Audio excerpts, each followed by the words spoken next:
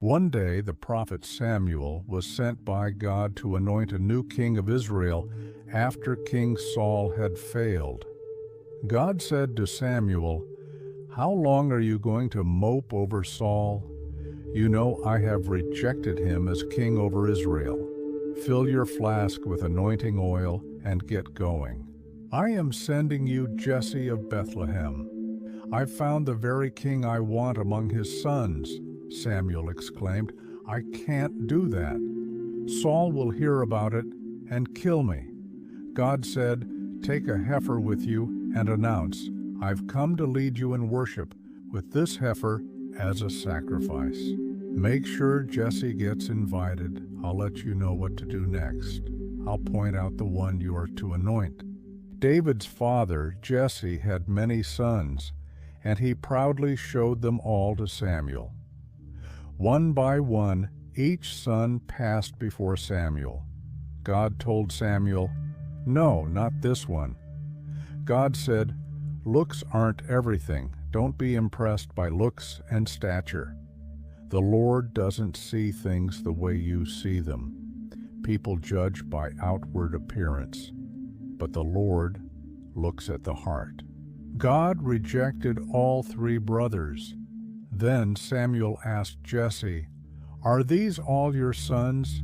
Jesse said, "There is still one more, the youngest, but he is out in the fields watching the sheep." "Send for him at once," Samuel said. "We will not sit down until he arrives." So Jesse sent for him. He was dark and handsome, with beautiful eyes. And the Lord said, "This is the one, anoint him." And so Samuel poured oil over David's head, choosing him to be the future king of Israel, though David was just a boy. And the Spirit of the Lord came powerfully upon David from that day on. David went back to his life as a shepherd. Years passed, but God was preparing him for something greater. Meanwhile, at that moment, the Spirit of God left Saul, and the Lord sent a tormenting spirit that filled him with depression and fear. Some of Saul's servants suggested finding a good musician who can play a harp to soothe Saul. One servant said, "One of Jesse's sons, David, is a talented harp player. Not only that, but he is also a brave warrior, a man of war, and has good judgment." Saul sent messengers to ask Jesse for his son to come and remain in his service. Jesse agreed. And whenever the tormenting spirit from God troubled Saul, David would play the harp. Then the tormenting spirit would leave, and Saul would feel better. The Philistines, Israel's enemies, were threatening war.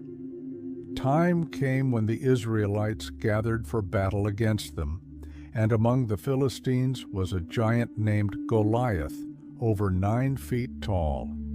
He wore a bronze helmet. His bronze coat weighed 125 pounds. He also a bronze leg armor, and he carried a bronze javelin on his shoulder. The shaft of his spear was as heavy and thick as a weaver's beam, tipped with an iron spearhead that weighed 15 pounds. Every day for 40 days, Goliath taunted the Israelite army, daring them to send someone to fight him. No one dared to face him. David's 3 older brothers were part of the army, and David, now a young man, was sent to bring them food. He arrived at the battle camp just as the army was moving into battle formation, shouting the war cry. Israel and the Philistines moved into position, facing each other, battle ready. David left his bundles of food in the care of someone, ran to the troops who were deployed, and greeted his brothers. While they were talking, the Philistine champion, Goliath of Gath, stepped out from the front lines of the Philistines and gave his usual challenge. David heard him. As soon as the Israelite army saw him, they began to run away in fear. So the men of Israel said to David, "Have you seen the giant? He comes out each day to defy the armies of Israel." They told David what the king would do for the man who killed the giant. David's brother was angry with him and said, "What are you doing here? Why aren't you tending the sheep?" David ignored him. His questioning was reported to King Saul, and he sent for him. David said to Saul, "Don't worry about this Philistine. I'll go fight him." "Don't be ridiculous," Saul replied. "There's no way you can fight this Philistine and possibly win. You're only a boy, and Goliath has been a man of war since his youth." But David persisted. "I have been taking care of my father's sheep," he said. "When a lion or a bear comes to steal a lamb from the flock, I would go after it with a club and rescue the lamb from its mouth. If the animal turns on me, I catch it by the jaw and club it to death. I have done this to both lions and bears, and I'll do it to this pagan Philistines too. For he has defied the armies of living God. The Lord who rescued me from the claws of the lion and the bear will rescue me from this Philistine." Saul finally relented and gave David the king's armor, but it was too heavy for him. So David, armed only with his shepherd's staff's bag and sling, he started across the valley to fight the Philistine. Goliath walked out toward David with his shield-bearer ahead of him, sneering in contempt at the ruddy-faced boy. "Am I a dog that you come to me with a stick?" And he cursed David by the names of his gods. "Come over here, and I'll give your flesh to the birds and wild animals," Goliath yelled. David replied, "You come to me with a sword, spear, and javelin, but I come to you in the name of the Lord, the God of the armies of Israel, whom you have defiled. Today the Lord will conquer you and will kill you and cut off your head. And then I will cut off your head. And then I will give the Philistine army carcasses to the birds and wild animals. The whole world and everyone assembled here will know that there is a God in Israel." With one smooth stone, David slung it from his sling. The stone hit Goliath right in the forehead, and the giant fell to the ground with a loud thud. The Israelites cheered as the impossible became real.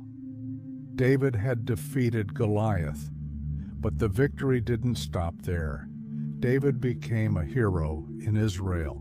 When the victorious Israelite army was returning home after David had killed the Philistine, women from all the towns of Israel came out to meet King Saul. They sang and danced for joy with tambourines and cymbals. They sang, "Saul has killed his thousands and David his 10,000s." This made Saul very angry. David's fame grew. However, as David's popularity soared, King Saul's jealousy grew. From that time on, Saul kept a jealous eye on David. Saul, once a strong and respected king, began to fear David. He saw David as a threat to his throne and plotted to destroy him. We will see in the preceding chapters that eventually David became king. Lessons we learn from this story. David was simply taking care of his father's sheep, but he did it with diligence. He also had a strong relationship with God. He described how God strengthened him to fight off predators from his flock. No one might have thought much of David out in the field, but God saw his faithfulness. Even Colossians 3 verse 23 says, "Whatever you do, work at it with all your heart, as working for the Lord, not for human masters." God honors diligence, no matter how important or insignificant your position may seem. David became a harpist for King Saul, and he defeated Goliath. King Saul did not treat David well after his victory, but David still diligently served King Saul despite his victory or anointing. Anointing does not stop a person from performing humble duties, either in church, at work, or at home. The integrity and diligence David demonstrated as a shepherd remained unchanged even after he received the anointing. A typical human mind says someone with high social standing or position is not expected to perform tasks that involve serving others, as it may be perceived as beneath their status. But David was different. Humble yourself before the Lord, and he will lift you up.